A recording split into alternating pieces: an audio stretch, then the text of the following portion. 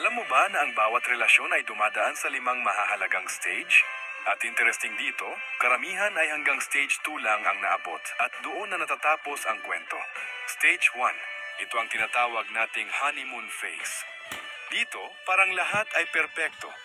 Araw-araw ay puno ng saya, halos ayaw niyong maghiwalay. At pakiramdam ninyo, kayong dalawa na ang magkasama hanggang sa huli. Lahat ay magaan, lahat ay maganda, at kahit maliliit na bagay ay parang masarap sa pakiramdam. Pero darating ang stage 2, at dito na pumapasok ang reality check ng isang relasyon.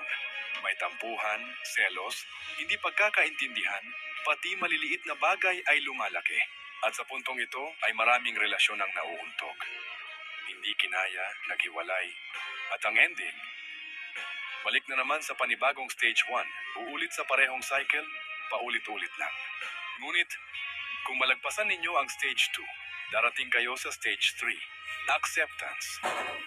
Ito yung panahon na nare-realize mo na hindi pala perpekto ang taong mahal mo.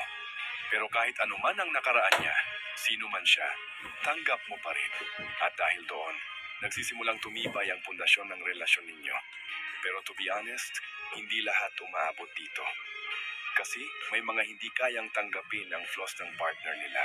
Kaya hanggang dito na lang ang istorya nila.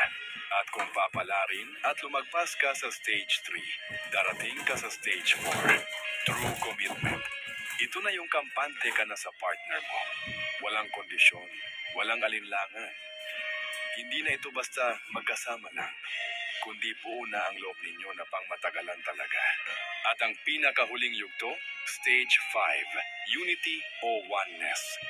Ito yung antas na mas kilala mo na ang partner mo kaysa sa sarili mo. Hindi na lang basta pagmamahal ang dahilan bakit kayo magkasama. Nandyan na yung araw-araw mong pinipili siya sa lahat ng pagkakataon, sa lahat ng sitwasyon. At dito mo masasabi, ito ang tunay na forever.